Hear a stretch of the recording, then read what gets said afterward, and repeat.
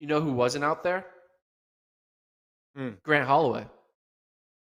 They're always not out there. Um, Gordon, should we be worried about Grant Holloway? Maybe? Because if you look at coming off the indoors, he was the Good guy. guy. Obviously, hadn't lost in like since. There's been children who have been around shorter times than Grant Holloway losing a 60-meter dash indoors. But he scratched Bermuda because he didn't want to run into a headwind. He went to Hmm. Bermuda, but then scratched it. He scratched Jacksonville because of weather, I'm assuming. He's only run one hurdle. No, he's run 10 hurdles, but one time. It was on He April hurdled 30th. once and then just pieced out. Then Just just ran on the infield the other 90 veered meters. left and he was out. I'm out. No, end of April, he ran at the LSU meet. He ran 13:3. He won the race, but it wasn't anything that crazy. But when you look Yeah. at descending order lists right now, he has the 16th fastest time in the world in the hurdles. Yeah.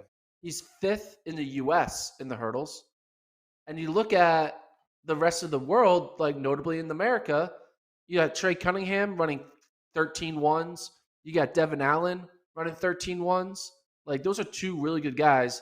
Now, again, Holloway, he has the bye. It's gonna be fine. Like, but you know, when's the last? I mean, Grant Holloway was the guy who lost at the Olympics, and now the person he lost to, Hansel Parchment, has the best time in the world. And there's a young guy Mhm. in Cunningham out of the same state Yeah. as Florida as Holloway, who's running well, might break his collegiate record this year, maybe. Who knows?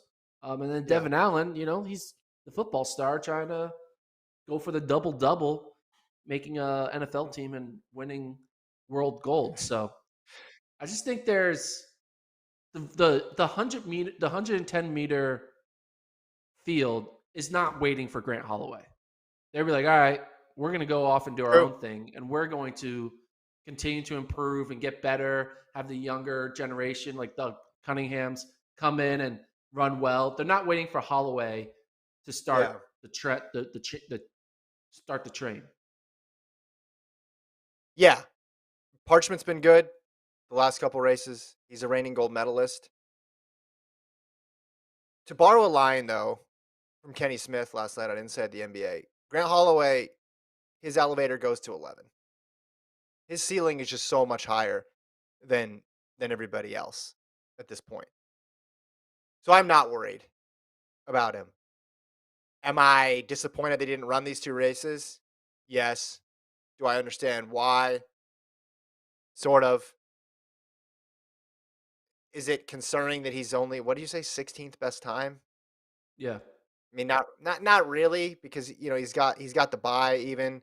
I think he's just got plenty of time to get sharp. And yeah, you're right. They're not waiting for him and they're putting out these consistent times.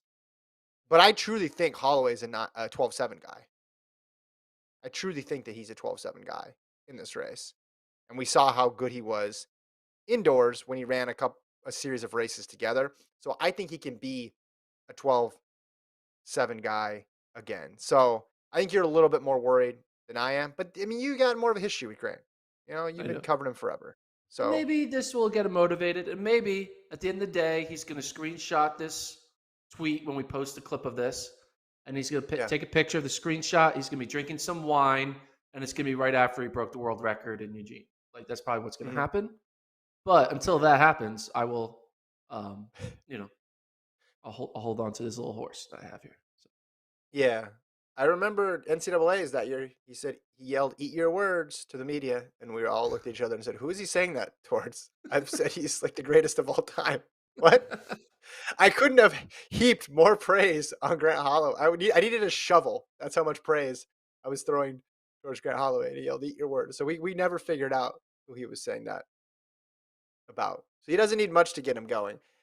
I just I see those guys, and obviously I see some potential 12-9s there. Allen's already done it. McLeod's done it, et cetera, et cetera. But to go 12-8 high, which is what I think he's going to be able to do. It is weird, though, all these meets with the weather. Because if it's not yeah. crazy weather that's canceling it or postponing it, it's these negative 4.5s. It's just been I've talked about it, I feel like on This Week in Track, like 3 separate times. It's just I keep coming back to the same. I'm trying not to repeat myself, but it's just even the Doha meet.